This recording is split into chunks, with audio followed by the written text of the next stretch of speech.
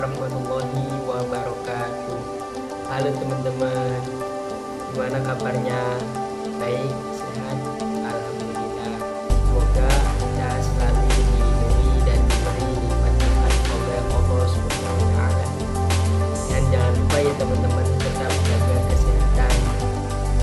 Oke, dalam video kali ini kita akan membahas tentang materi trigonometri. Nah, apa sih trigonometri itu? Oke, tonton video ini sampai selesai ya teman-teman.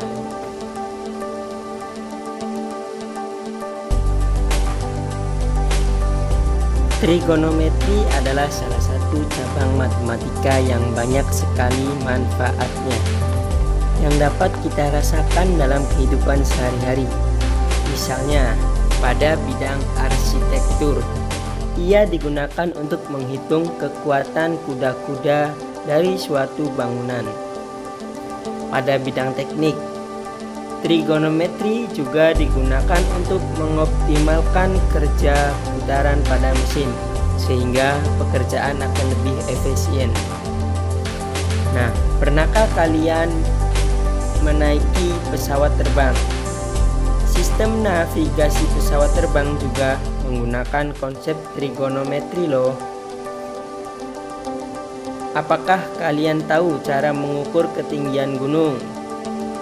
Nah, tentunya bukan menggunakan penggaris ya teman-teman.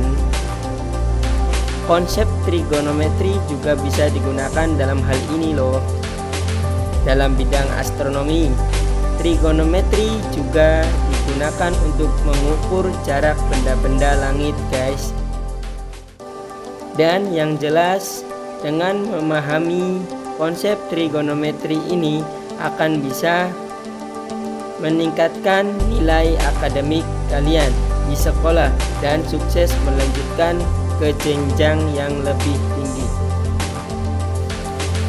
Kata trigonometri berasal dari bahasa Yunani, yaitu trigono yang artinya segitiga dan metri yang artinya ukuran, sehingga dapat diartikan bahwa trigonometri adalah cabang matematika yang mempelajari hubungan ukuran panjang sisi dan ukuran sudut pada segitiga. Sebelum membahas materi trigonometri lebih jauh, ada beberapa hal yang harus disepakati terlebih dahulu, yaitu segitiga yang dimaksud pada konsep trigonometri ini adalah segitiga siku-siku, sehingga kita pastikan objek yang kita pakai adalah segitiga siku-siku. Yang kedua, gunakan salah satu sudut sebagai sudut acuan. Penamaan sudut biasanya menggunakan titik sudutnya atau menggunakan huruf Yunani, yaitu alfa, beta, gamma, atau theta. Yang ketiga, sisi-sisi di hadapan sudut siku-siku kita sebut sebagai sisi miring. Sisi miring ini sangat mudah dikenali karena ia terletak di hadapan sudut siku-siku yang memiliki tanda khusus, sehingga ia sangat mudah dikenali. Dan sisi miring ini adalah sisi terpanjang dari sebuah segitiga siku-siku. Berikutnya adalah sisi yang terletak di hadapan sudut acuan. Sisi ini kita sebut sebagai sisi depan. Dan yang terakhir, sisi yang terletak di samping titik sudut acuan, kita namakan sisi samping. Sekarang kita telah mengetahui nama dan jenis masing-masing sisi-sisi pada segitiga siku-siku.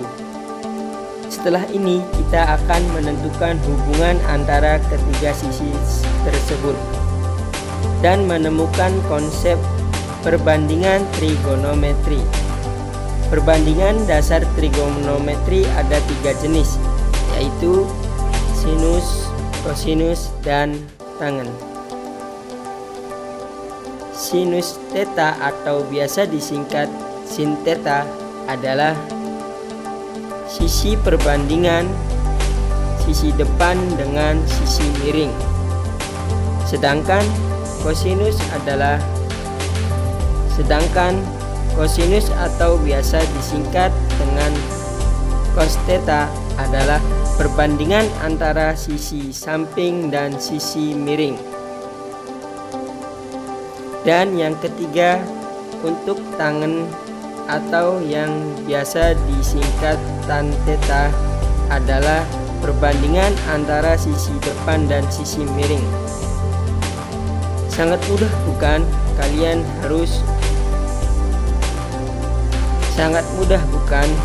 Kalian harus memahami dan menghafal ketiga perbandingan trigonometri ini.